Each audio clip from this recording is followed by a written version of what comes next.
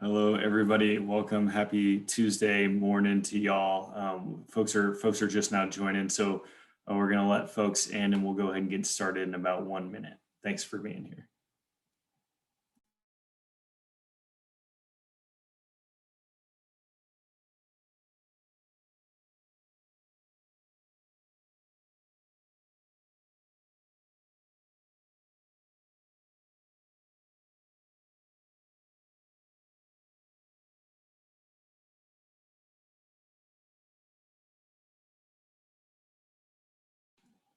Hey, folks, welcome. We're gonna go ahead and get started in about 30 more seconds. Let a few more folks trickle in. But thanks for being here. We'll go ahead and get started soon.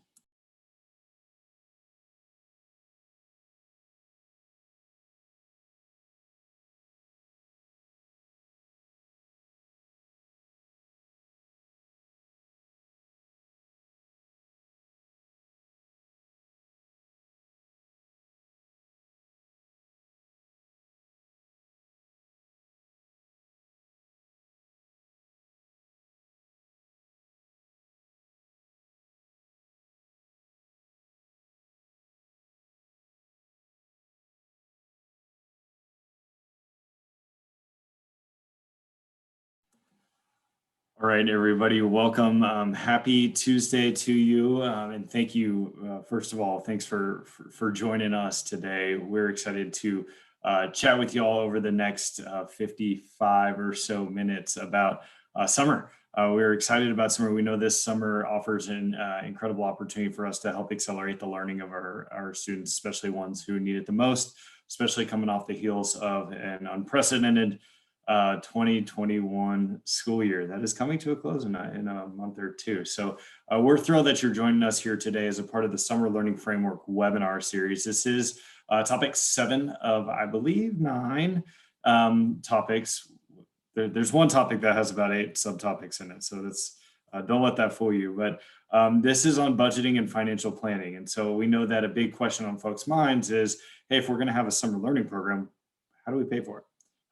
What are the sources of funds? What are the costs or the uses of funds? How do we think about the wide array of the operational requirements that go into summer? We know there are a lot of operational minded folks that are on this call today. Hopefully some program minded folks that are on as well. We think that we can play hopefully a helpful role in kind of tying those two groups of folks together and ensuring that the dreams and aspirations of the program folks are met and backed up and with the realities of what operationally is viable for this summer. So my name is Andrew Hodgem, Director of Innovative Instructional Models at TEA. Joined here today with Brian Dorn and Shaylin Macedonio. Also, we are thrilled to have Pat Lewis from Grand Prairie ISD, who will be joining us shortly to give y'all a little bit of perspective and information and resources from up here in the field of how summer is planned out from a district perspective. So this is a part of a broader summer learning framework. And Brian, if you go ahead and just jump to the next couple slides. The broader summer learning framework is based on some work of a few national and state level experts. So one of which is the Wallace Foundation, the RAND Corporation, and the Learning Agenda, who work with us on a program that we have called the ADZ Planning and Execution Program to give folks about 10 months really to design and plan and launch a high quality summer learning program. Folks that are on this call, hopefully you've had 10 months to plan, but we know that sometimes planning timeframes get expedited. So we are excited to take that lens with y'all on this call. So moving forward, we will dig into the summer learning framework, and there are 3 specific components to that summer learning framework. Before I get into that, let me note that this webinar is being recorded. We're going to share these slides. All that information will be ready and available later on today at texashomelearning.org/summer. So that'll be available for y'all. And Brian, I think he's going to go over some resources from Grand Prairie ISD that'll be available on that website as well, so you can dig into those. But really 3 components of the summer learning framework. The first is the statewide webinar series, which you are now a part of. Congratulations and welcome. In addition to that, each of the webinars will have corresponding resources, templates, tools, examples for folks. So this one obviously around budgeting, financial planning. We'll have similar resources that are posted on our site that Brian will go over here in a minute. And then lastly, part of the summer learning framework is the Texas Home Learning Summer Unit. So this is more on the academic side of things. The curriculum folks are saying, well, what do our students actually work on? What do our students and teachers deliver this summer? Through Texas Home Learning, we're excited that we've been able to engage with our partners, with our publishers, to develop and recommend summer learning options that are developed specific for the needs of summer 2021 and flexible enough to meet the we know diverse needs of summer learning programs across the state. All these resources are just that, resources, and you're available to use them as you see fit or not use them as see fit. We are hopeful that this is helpful to y'all. And if it's not, please give us some feedback and so that we can develop things that are truly what's on your mind and help you with that. One quick plug with the THL summer units, that's available for anybody to use as they see fit. There's an additional program called the COVID Recovery Instructional Material Support Initiative, which again is more on the academic side of things, but that gives people extra support, printed materials, and stipends for this summer. So if you are looking for an extra funding stream this summer and say, you know what, we need an extra carrot for our teachers and educators this summer, Crimsey Summer is a good option. And Shaylin and Brian, if you don't mind, just throw the link to Crimsey in the chat, and then folks can explore that a little bit later on today as you see fit. Summer Learning Framework webinar series, a whole host of webinars. You are here in the first one for the operations series, which is budgeting for summer. And again, all of these slides and recordings are available for you to use on demand at texashomeLearning.org/summer. If you like what you hear today, come back tomorrow and the next day for master scheduling summer site operations. Really excited to host more district folks and show you some examples of that work. But again, all available to y'all to use as you see fit. The one thing that ties all this together is the Summer Learning Work Plan tool. We mentioned earlier that the ADZ PEP Planning and Execution Program has been working on developing high quality summer learning programs and planning for it since back in the fall. What we've been able to do is use the best practices from that program and modify the Summer Learning Work Plan, essentially a list of all the things that you need to do to prep for summer that research says that you can do to prep for summer. And condense that into really a 3-month planning window. And so that planning tool, Brian will dig into that here in a bit, but that is available for you to use again as you see fit, texashomeLearning.org/summer. And today specifically, again, we are here, we are at budgeting, we are with the folks that make sure that we can do all the great academic stuff for our kiddos, and excited to engage with y'all today. So with that, I'm going to go ahead and turn it over to Brian here in a second. If y'all do have questions, feel free to just throw them in the chat, as some folks are doing right now. Throw them in the Q&A. Shaylin and I, while Brian and Pat are chatting, we will be able to answer those to the best of our abilities. If there's a question that we haven't heard or that we need to do a little bit of research for, we'll go ahead and do that research and get back to you. And we'll just let you know how you can get in touch with that. So with that, turn it over to Brian. Great. Thank you, Andrew. Good morning, everyone. Welcome to the budgeting and financial planning session. We have three objectives that we're trying to work through today. So first, I'll talk through some planning steps and tips from RAND. As Andrew mentioned, the Summer Learning Framework and the work on that we've had so far with this webinar series is built on RAND research, where they conducted a study of summer programming. And so we're designing these around best practices and tips there. Next, we'll learn from Grand Prairie ISD around how they've approached summer budgeting, in particular looking at their cross-functional approach. And then finally, we'll walk away with some next steps and strategies with a template that we'll be looking at for summer budgeting. So to kick us off, I do want to highlight just a quick graph here of what RAND found with their summer learning study. And this is essentially highlighting that, unsurprisingly, academic and district and site management are the two largest cost drivers of summer programs. These are almost exclusively salary related costs. And so again, unsurprisingly, that is upwards of 60% of your costs for the districts that they studied being directly related to salary. Additionally, they had subcomponents of enrichment, transportation, PD, curriculum, and food. And so just highlighting these as some of the main drivers of a summer program.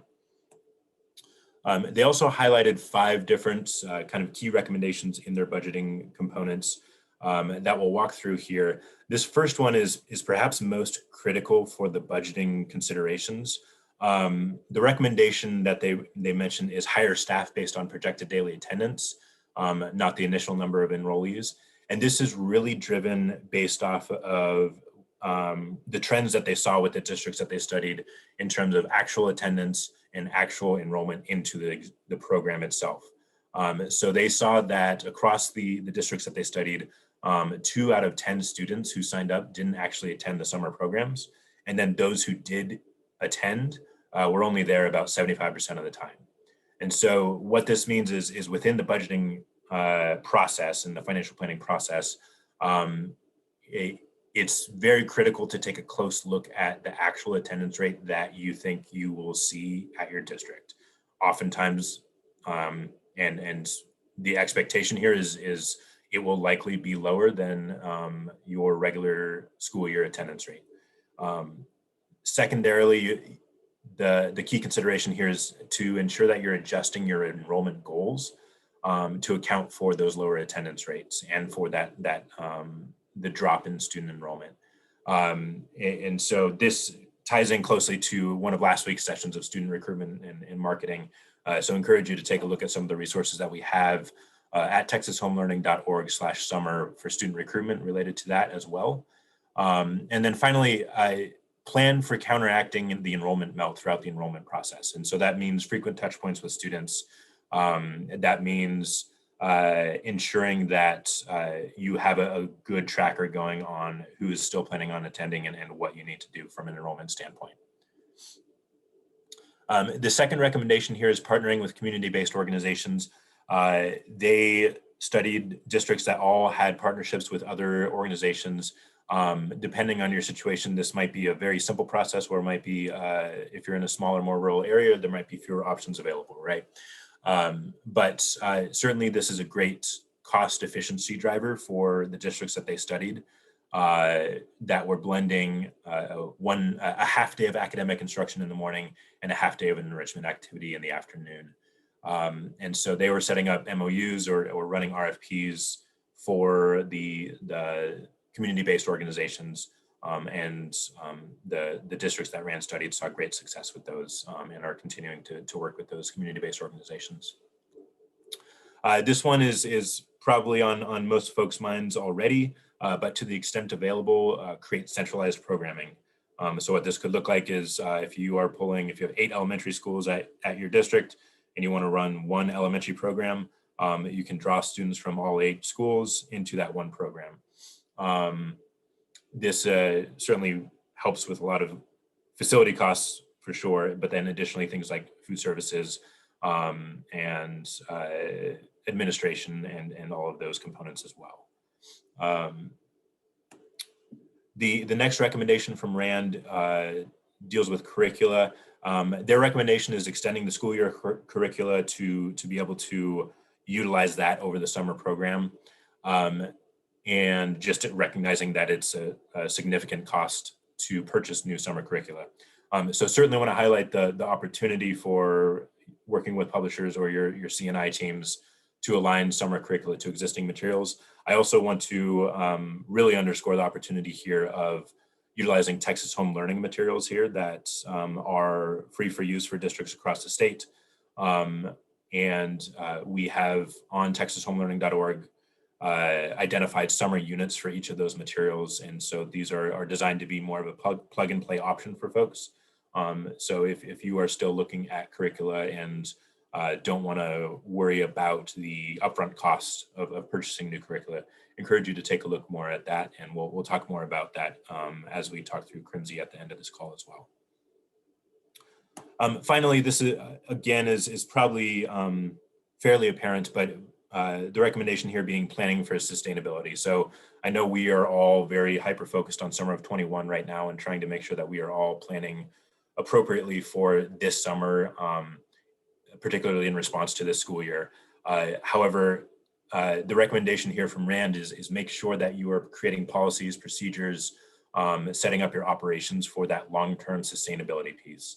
And don't just hyper focus on one summer, but minimize the planning costs for future years by really making sure that your policies and procedures and documents are all able to be applicable for future years as well, or at least easily modifiable. So those are the 5 recommendations from RAND that we want to highlight at the start before we get into the meat of some of kind of talking through revenue stream opportunities and seeing how Grand Prairie as well is thinking through their summer budgeting process. We'd love to take a quick pause here and just hear from the group. What sources of funds are you planning to use for summer learning? And so we'd love to hear just in the chat box, kind of what are your considerations for revenue streams before we dive into this next section.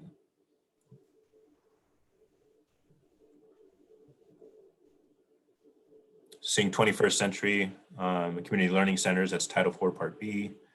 State Comp Ed.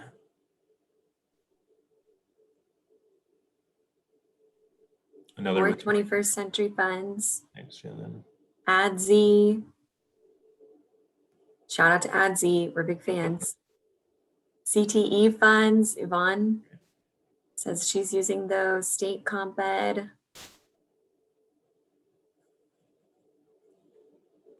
Great. So these are naming certainly some of the top ones that we are seeing from folks. There's also a continuity of instruction grant that Nancy is referencing. School Action Fund. Brian, while a few of these are popping in, do you mind just giving us a quick, like 1 or 2 liner on what ADZ is and how folks could use that this summer? Yes, I'll have that actually in 2 slides here. I'm teeing you up. Thank you. Perfect segue. All right, let me actually segue that now into a quick chart of some of the most common funding sources that we are seeing for summer learning. I know the first question is going to be, do we have access to these slides? Yes, we will post these slides at texashomelearning.org/summer, and I'll show you the exact location later in the call, but these will be posted as well as sent in a follow-up email.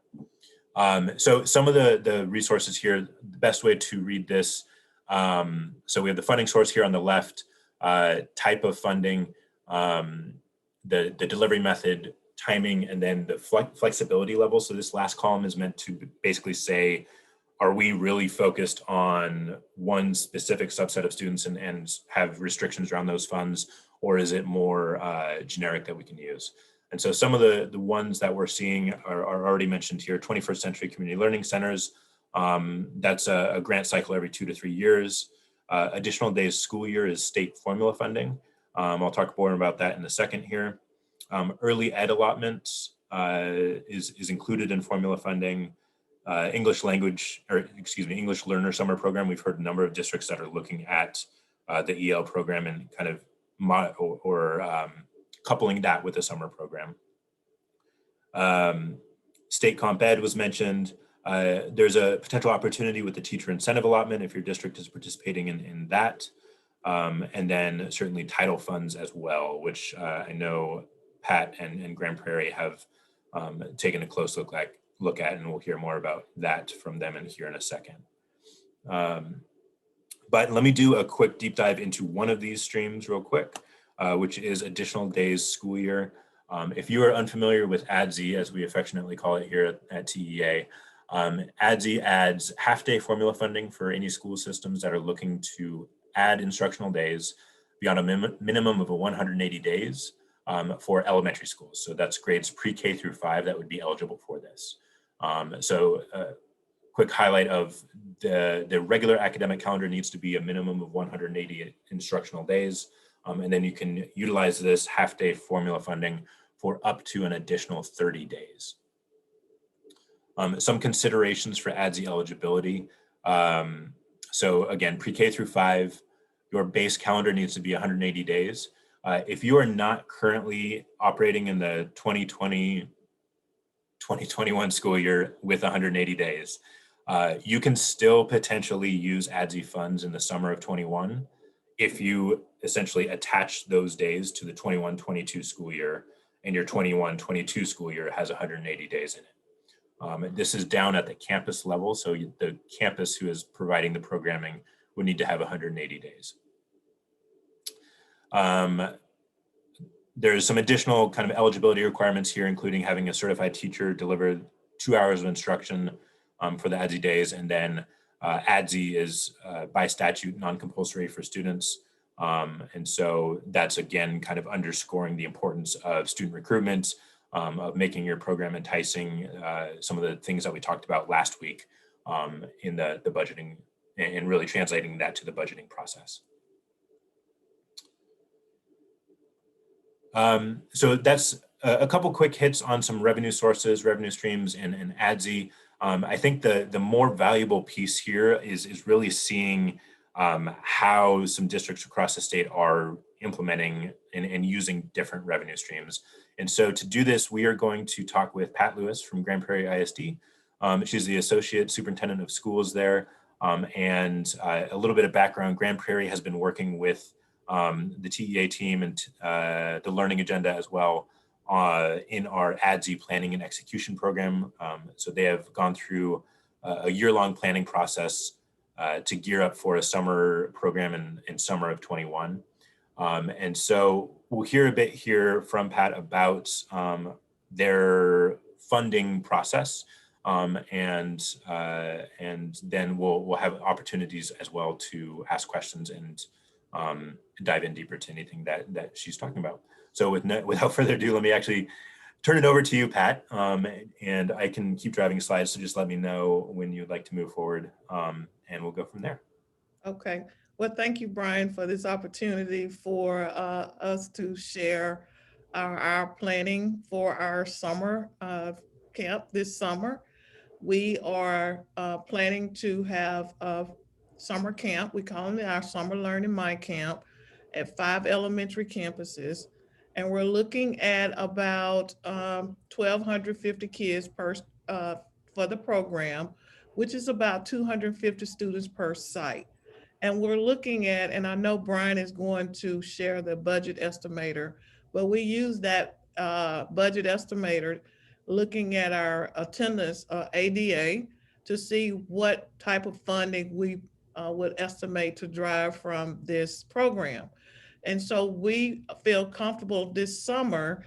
And just to tell you that we normally have a summer program each summer, but if you know, that summer program was based on providing acceleration for 5th and 8th graders who need to take the 3rd administration of STAR.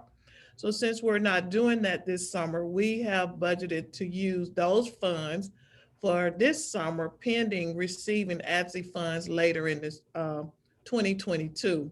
And so we are excited about this camp.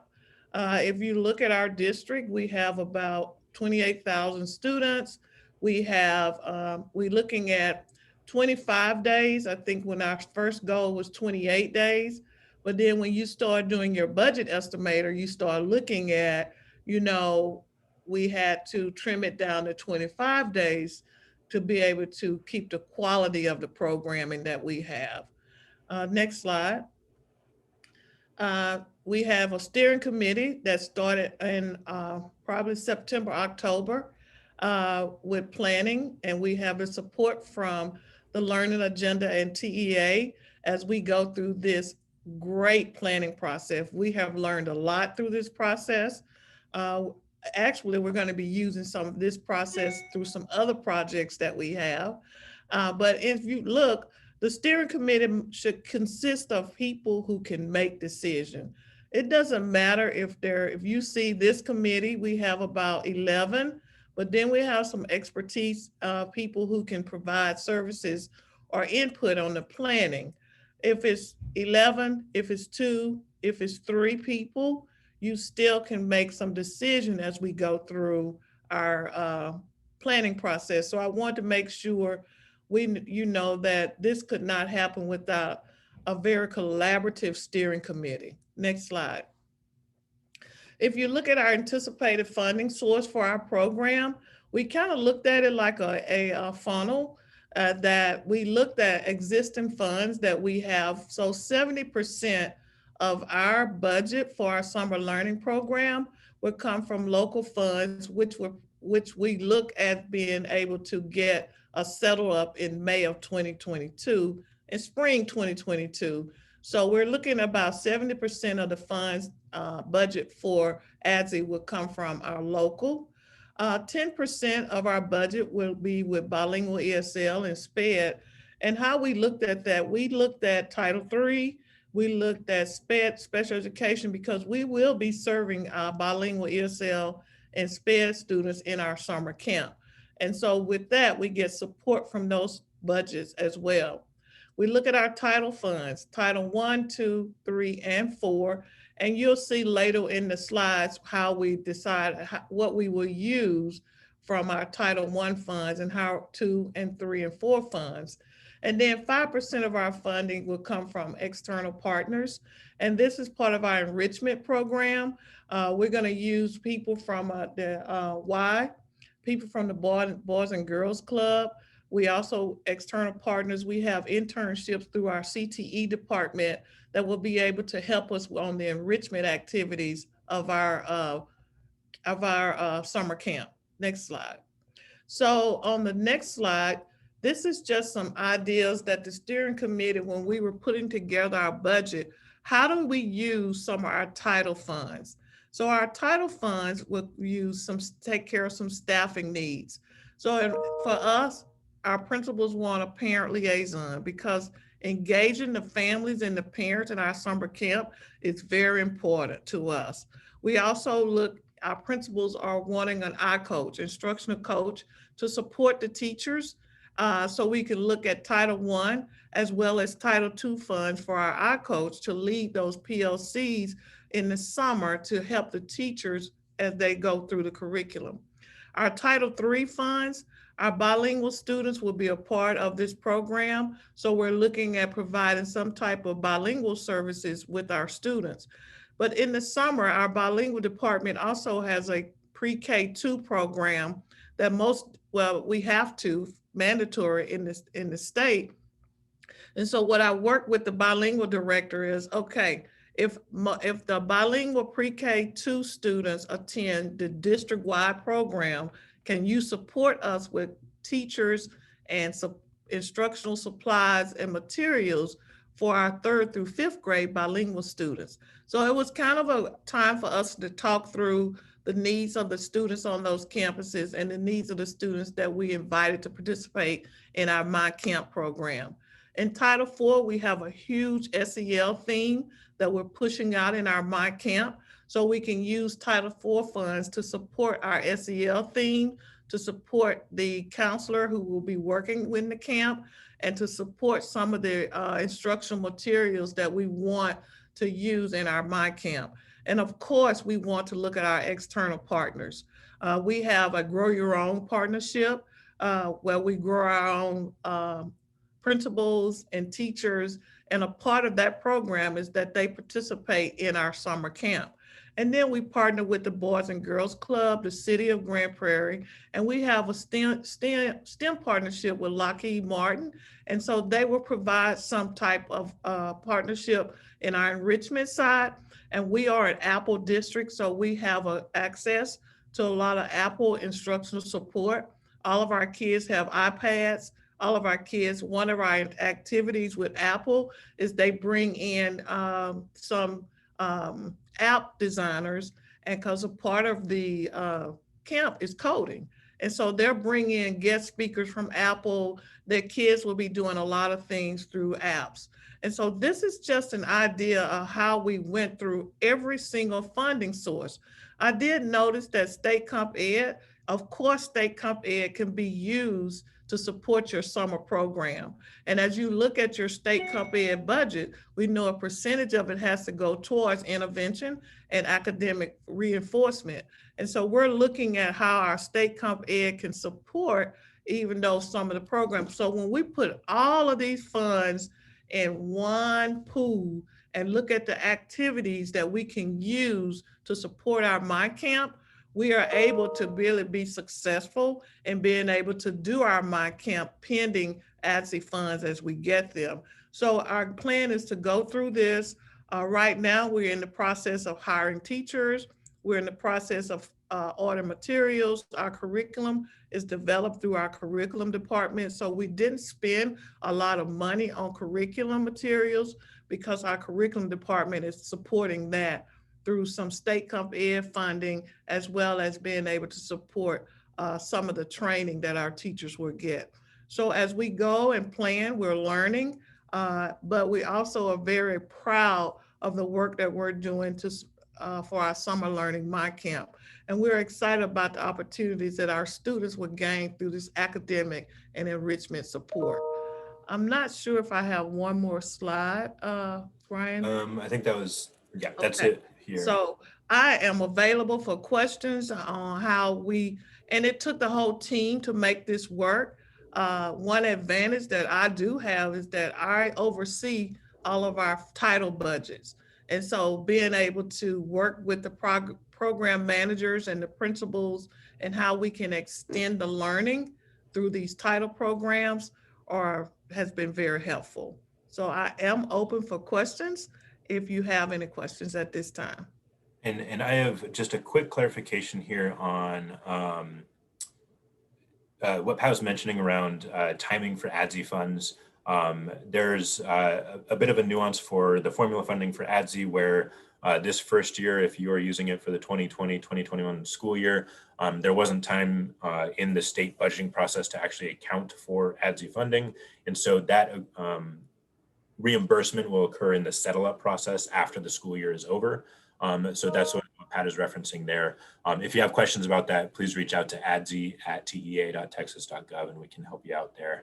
One thing I'd love to hear just a little bit more about, Pat, is it's very clear that you talked with, I mean, certainly your steering committee frequently, and additionally is helpful to oversee the title fund piece. But I'm curious, like, what kind of frequency were you meeting with folks specifically around the budget, including like your finance team? Our finance team is a part of the steering committee. So we started meeting with our finance team in November. Once we put our logic model together, once we knew exactly what we wanted our camp to look like, our staffing had a lot to do with the budget. We wanted to, so now we have our executive director of business operation meet monthly. We meet monthly. We look at as a matter of fact, Brian, I met with the team last week with the budget estimator because now we kind of calculated our ADA, estimated ADA, to look at what that funding would look like. And we're pretty pleased with where we could be, even with the ADA percentage that we put into the budget estimator. So this conversation was monthly, but now it's becoming weekly because we're getting close to identification of teachers, we're getting identification of students. And so it is a weekly meeting with the finance team, as well as the principals of the My Camp, because that staffing is important that they keep a track of where we are. Great. We have a couple of questions that have come through in the chat. First, could you elaborate briefly on the music/arts activities that you're funding from Title IV? Yes, we will be using our fine art, more of visual arts in promoting and supplementing that side of our enrichment. We have working with our fine arts director, and she's bringing in the visual arts where the kids will be doing some type of writing, drama. And so more of training this side of it, of training the teachers. We're not using Title IV funds to purchase anything for it, but basically we're looking at the training of the enrichment teachers, and then as well as bringing in maybe guest speakers if there is a cost for guest speakers. And so that's how we're doing our music and art from Title IV. Great. And then a similar question on the parent family community engagement activities that you're funding from Title II. That is more of PD for teachers, how to engage the parents, how to engage the families. It's not to purchase anything for parents. It's not to purchase materials, but basically it's a part of the PD activities for our teachers and our principals. And we do have a parent liaison that will be staff at each campus. And so it will be more of the training part element of it as we go through. And that's how we kind of use our Title II funds to be able to help pay for some of the PD activities for staff, especially our teachers and principals. Great. Thank you. Folks out there, if you do have any additional questions, please feel free to type them in the chat. One thing I'm curious about, Pat, certainly you all are far along in this process. You've been able to engage a lot of folks throughout the last many months. I'm curious if you were not as far along right now and trying to prop up a summer program at this point, what advice, what kind of thoughts would you have from a budgeting standpoint in trying to operate on a quicker timeline? Basically, what I would probably do is sit down with your budget managers and look at your budget that you have now, that you look at not anticipating spending, but also make sure those items are still aligned with your district and campus improvement plans and that you're still addressing a need that you have for your students. Right now is a great time of the year to look at budgets and see if they hadn't expended the money yet, then you can look at it and say, okay, what percentage of these funds can I use for summer learning? Not saying you want to take it all, because some campuses do have plans for it in the summer, but I would start there. I would really look at planning, what do you want to happen first? And then with the budget wise, if you have to, I've talked to some other principals about, okay, look at your numbers and look at your estimated budget. I would call all my budget managers in and say, okay, in Title I, what's your estimated expenditures through August? And then see what's left, because Title I, most of the funds go through August, September really. But we look at what we have through August and then we see what's left. So it pays to comb each individual budget to see what do you have that's not to spend for the rest of the year, and then start looking at the activities that you're planning for the summer to see if any of those title funds can be available. Great. One follow-up question. How do you fund the staffing unit for the parent liaison at each campus? Title I. We have all of our parent liaisons are paid through Title I. And so what we do, we extend extra duty pay to not all of them, about 3, and we extend it through extra duty pay through Title I. Great. Excellent. Awesome. Not seeing any other questions come in across the chat. Just a quick comment that you're amazing.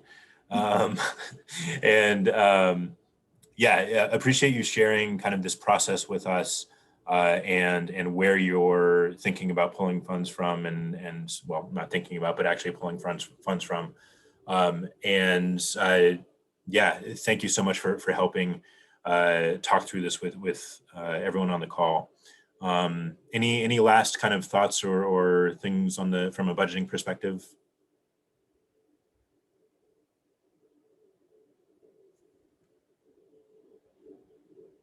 All right, not seeing anything come across the chat. I'm going to move into the budget estimator that Pat was referencing here. Thank you, Pat. If you do have any remaining questions, feel free to pop them in, and as long as Pat is able to hang around, we'll be able to ping her, or we can also email them out and try to get that answered later as well. All right, so I do want to pivot over to a tool with the summer learning in the summer learning framework. So as a reminder, we have texashomeLearning.org/summer set up with all of the resources that we're talking through in the summer learning framework. For the budgeting session here, we have one key tool that I do want to highlight. So here on texashomelearning.org, we are looking at what I've done is I've scrolled down at the summer website. At the top here, you'll see the Summer Learning Framework and the Summer Learning Webinar Series registration links, which is potentially where you reached this webinar itself. Andrew mentioned at the top of the call a Summer Learning Work Plan tool as kind of a core tool for all things and all milestones across all 9 categories that we're talking through in this webinar series. And then further down, we have these sections that we're talking through. And so this week we're talking through operations. In the budgeting and financial planning section, we will post the webinar link here, as well as the slides. And then we have a couple planning tools and resources and some district examples. So first, I want to highlight there's a Summer Learning Toolkit budget tool.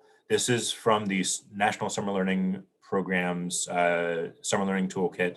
It's a very comprehensive tool. I encourage you to take a look if it's helpful. What I'm going to actually dive in here into is this second tool here, the Summer Learning Budget Estimator. And so this is in Google Sheets. So if this is something that you do want to use, you can just make a quick copy of it by going to File, make a copy, and then copy it over to your drive. In this budget estimator, we have basically tried to make this a easy way to keep track of different revenue sources, as well as the expenses, the personnel and non-personnel expenses. And so the best way that we see to kind of work through this is kind of add revenue and expense sources as you are documenting them. And so, for example, in the personnel, we have currently listed out placeholders for teachers, for instructional coaches, additional support staff, and then per person compensation and total expense. And these are all editable to what you are doing at your specific summer program. So this will then auto-populate over into the personnel tab over here in the summary table.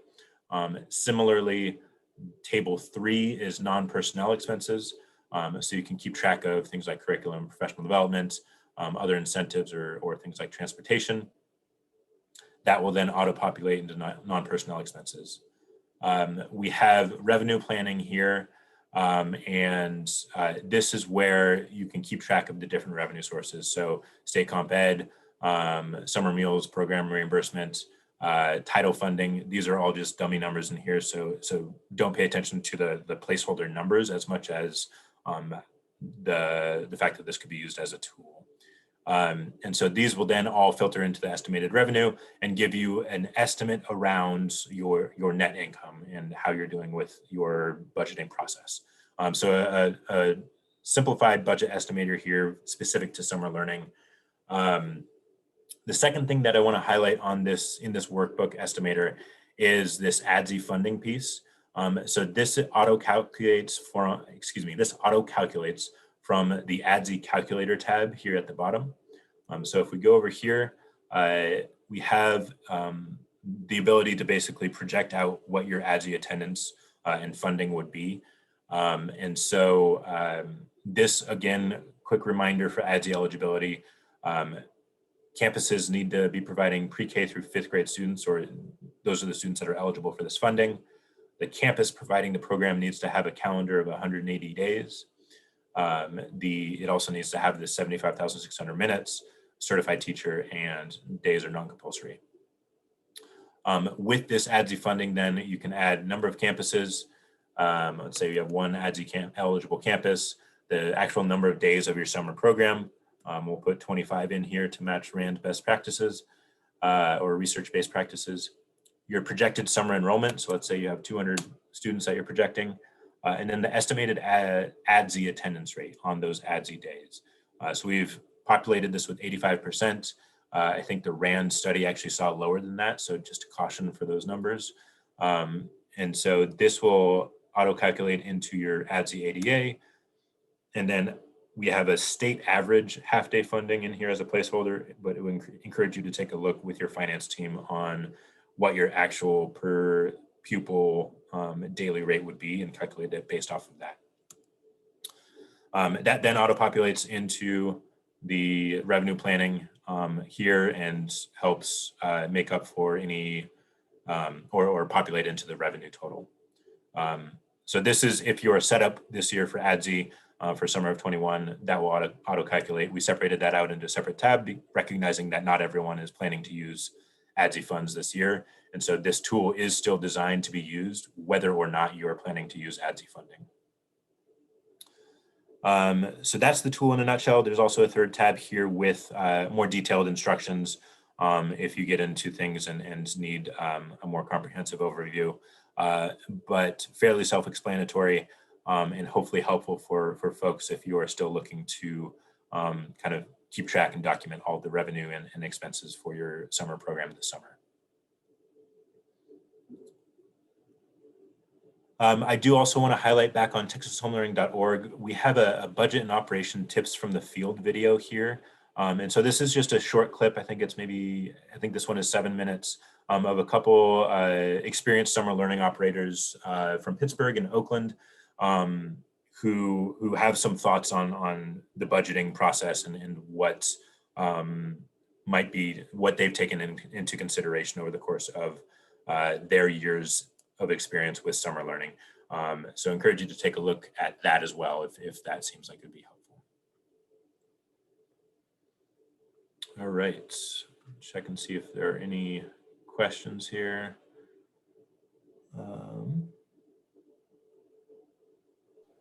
Okay. Hey, Brian, one thing that I do want to highlight is that we do know there's a lot of buzz and information included in the ESSER 3 funds that are going to come down to states soon. A big chunk of that is allocated for summer programs, but and I know this is not the information that folks want to hear. It's not the information that I want to hear, but we do know that the commissioner and legislative leadership have been having those discussions, and that's something, those legislative decisions that we don't expect to happen before session actually ends. So I just want to be very transparent with folks that although there are funds within the new ESSER 3 allocation, that there might not be the answer. There probably won't be the answers that we know folks need to plan for summer right away until later on this year. So we will keep you in the loop on that. Your superintendents will be kept in the loop through the commissioner's ongoing superintendent calls. So stay in the loop that way. And we'll also make sure if you need specific information from us, we'll do the best to answer the questions with the information that we have. And just shoot us an email at texhomelearning@ta.texas.gov. Great, thank you, Andrew. On that note, some budgeting milestones for the next 3 months, just to keep in consideration.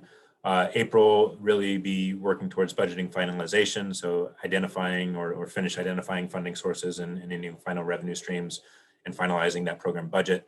May is kind of a sustainability push. Any thoughts or plans to put program sustainability in place? And then June is that budget management piece.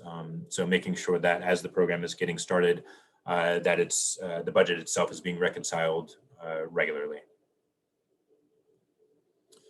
Next steps from texashomelearning.org/summer. So I just talked through several of these, but it would encourage you to take a look at that summer learning budget estimator. Additionally, we have a work planning tool that I highlighted briefly and Andrew highlighted at the top of the call. And then we are consistently adding to the list of district examples and other resources. So right now we have essentially the slides that Pat shared, which gives you a good breakdown of how Grand Prairie ISD themselves are thinking about summer budgeting. We'll be looking to add to that as we get more examples to share. The second piece of that is we strongly encourage anyone on this call, if you have a resource or even a sample budget that you think would be helpful for others to see, please send it our way, texashomelearning.org@tea.texas.gov. And we would love to take a look at those examples. We are also having a couple more webinar series, webinars this week. So in addition to the academics pieces that are happening over the course of the next couple of days specific to each content. We also have an enrichment session tomorrow at 11 a.m. And a master scheduling session tomorrow at 10 a.m. right before that. And then we'll close out the operations side with the summer side operations on Thursday at 11 a.m. So encourage you all to join then. These will also all be recorded and posted after the fact as well. One piece to highlight that we have highlighted on other calls, with Texas Home Learning, we have identified publishers that are available for district use across the state. We have what's called the COVID Recovery Instructional Materials Support Initiative. CRIMSI is our shorthand for that. And we have 3 opportunities that are open right now with an application. The first is spring adoption coaching. So if you're looking to think through if Texas Home Learning materials make sense for the 21-22 school year, you're not quite sure, but could use some additional support, this would be something that you might want to consider, spring adoption coaching. Next is very applicable for folks on this call, is a summer pilot. So we've identified summer units for each of those Texas Home Learning materials. Those are, we have more details on texashomeLearning.org/summer, as well as the webinars specific to each publisher over the next couple days. So any district across the state can use those summer units without signing up for anything other than a login for the publishers and for the products themselves. If you want some additional support with that summer pilot, we encourage you to apply to CRIMSI Summer. And this would, with this initiative, we'll be able to provide additional PD for teachers. We'll have stipends for teachers to trial the materials with Fidelity and complete some feedback processes for us. And then we'll also be able to provide some printed materials for many of the units for that summer program. So encourage you to take a look there. I do want to underscore the application deadline is April 9th. And so that's coming up quickly. That's Friday. If you are interested in this and that is problematic, please reach out to Texas Home Learning at tea.texas.gov. But encourage you to take a look on the sooner side of things there. And then finally, we also have a 21-22 full year option where if you're looking for additional support in 21-22, implementing a full product throughout the course of the school year, that is another great option for you to take a look at. That application is due June 11th or until the capacity is full.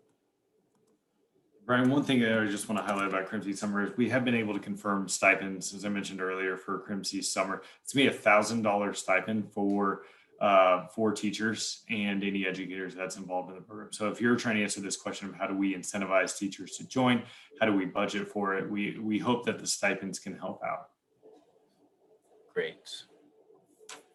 Excellent. All right. So I think we have some questions potentially that have come in through the chat. So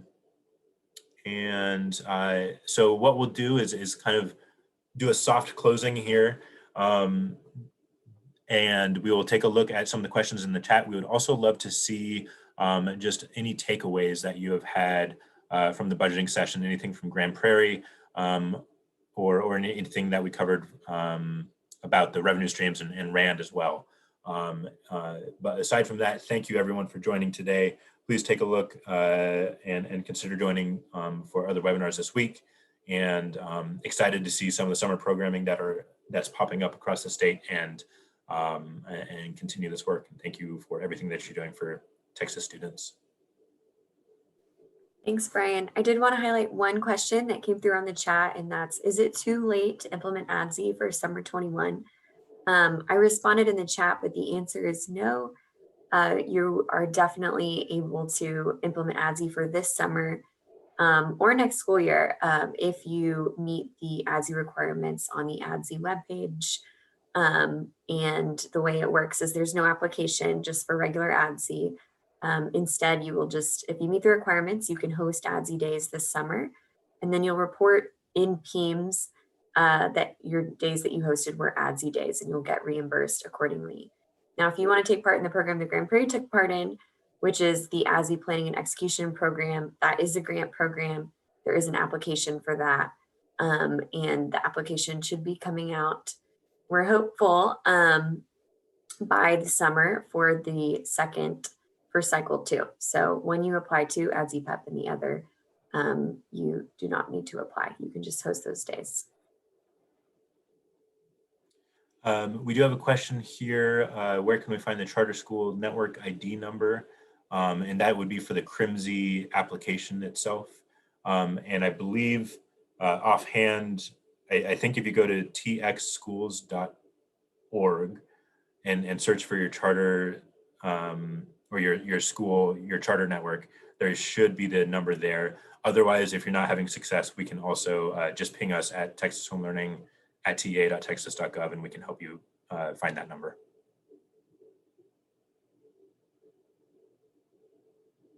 Oh, and I see, Shaylin, you answered that in the chat. Thank you. Some appreciation for Pat here for joining us. Thank you, Pat, again.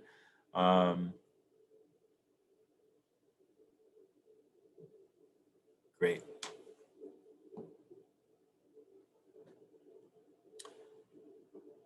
All right, thank you everyone for joining us. And I hope everyone has an excellent rest of their day. And